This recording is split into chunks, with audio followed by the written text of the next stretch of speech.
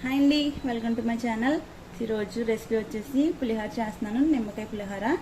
So అందుకని first ఇలా పెనం పెట్టుకున్నాను, కొంచెం ఆయిల్ అయితే వేసుకుంటున్నాను. ఇది కొంచెం హీట్ అవ్వాలి.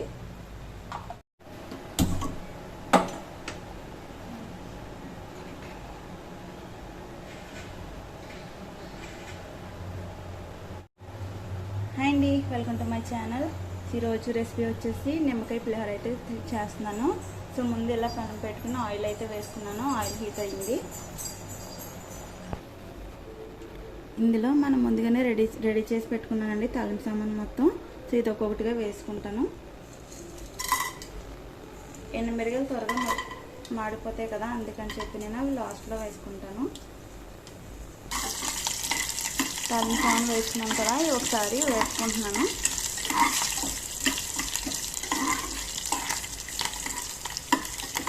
కొంచెం కలర్ చేంజ్ అయ్యేలాగా వేసుకుంటే సరిపోతుంది.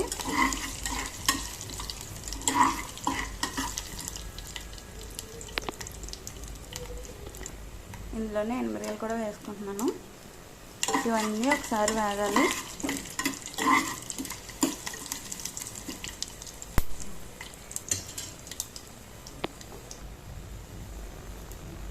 ఇందులోనే కొంచెం పసుపు కూడా యాడ్ చేసుకుంటున్నాను.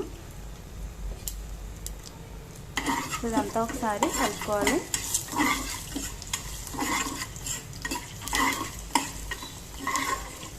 చూసారు కదా, ఇలా అయితే మగ్గిపోయాయి, వేగిపోయాయి కదా. ఇప్పుడు స్టవ్ ఆఫ్ చేసుకుంటున్నాను. ఇందాక నేను రైస్ ఇలాగా ఆరబెట్టుకున్నాను. పొడి పొడిగా చేసుకోవాలి, ముద్దలు లేకుండానే. సో ఇందులోకి నేను ఇప్పుడు ఇది వేసుకుంటున్నాను. అన్నం అనేది ఎప్పుడు పొడి పొడిలాడుతూ ఉండాలి, అప్పుడే బాగుంటుంది కదా.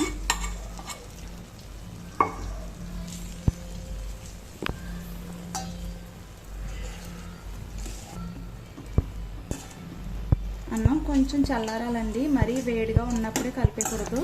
నిమ్మకాయ అది కలుపుకుంటాం కదా, చేదు ఒగర్లా వచ్చేస్తుంది. సో అందుకని అన్నం కొంచెం చల్లారి పెట్టుకున్నాకే అప్పుడు పులిహోర అనేది కలుపుకోవాలి.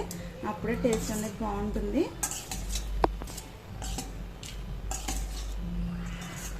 చూసారు కదా, ఇలా మొత్తం అంతా కలిసేలాగైతే కలుపుకోవాలి. నేను ఇందాక ఇందులో సాల్ట్ అవి ఏమి వేయలేదు కదా, ఇప్పుడు నిమ్మకాయని ఇప్పుడు సాల్ట్ అవి ఇప్పుడు వేసుకుంటాను.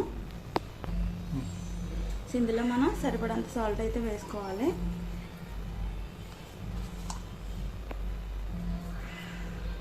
ఇదంతా ఒకసారి కలుపుకుందాము. సాల్ట్ మొత్తం అన్నం అంతటికి పట్టాలి కదా, సో అందుకని మొత్తం అంతా ఒకసారి కలుపుకుందాము.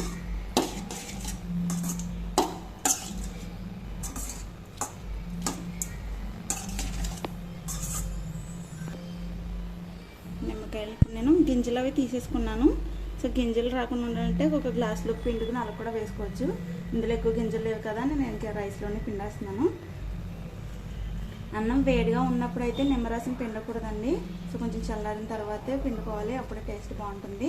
సో పులిహోర కూడా కలిపిన వెంటనే తినేయకూడదు, ఎందుకంటే ఇవన్నీ రైస్కి పట్టాలి కదా. సో కొంచెంసేపు ఆగిన తర్వాత మగ్గుతుంది ఇదంతాని, ఈ టేస్ట్లు అన్నీ రైస్కి పడతాయి. సో అప్పుడు సర్వ్ చేసుకుని తింటే చాలా బాగుంటుంది. ఈ పులిహోర అయితే నాకు మా పాపకి చాలా ఇష్టం అండి. సో అందుకని అయితే చేసుకుంటున్నాం. ఇప్పుడు తాలింపు సామాను ఇన్నే వేసుకోవాలి అని కొలత అయితే ఏముండదండి, మనం తినేదాన్ని బట్టి ఎన్నైనా వేసుకోవచ్చు. సో నేను ఒక నిమ్మకాయ అయితే కోసుకున్నాను పెద్దది, నాకు అది ఒక బద్దే సరిపోయింది. ఇంకొకటి అలా మిగిలిపోయింది, ఒకటే సరిపోయింది. మనం పులుపు చూసుకోవాలండి, ఒకేసారి మొత్తం అంతా పిండేస్తే పులుపు ఎక్కువైపోతుంది కదా, దాన్ని ఏం చేయలేము. సో మనం చూసుకుంటూ వేసుకుంటే పులుపు అనేది మనం తెలుస్తుంది.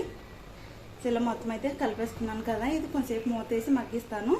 తర్వాత అయితే సర్వ్ చేసుకుని తింటే టేస్టీగా అయితే ఉంటుంది. సో ఇదండి పులిహోర రెసిపీ, చాలా సింపుల్గా అయితే చెప్పాను కదా. సో మీకు అర్థమైంది అనుకుంటున్నాను. మీరు కూడా తప్పకుండా ట్రై చేసి నాకైతే కామెంట్ చేయండి ఎలా వచ్చిందో. ఈ వీడియో కనుక నచ్చినట్లయితే లైక్ చేయండి, షేర్ చేయండి, సబ్స్క్రైబ్ మాత్రం చేసుకోండి. Thank you.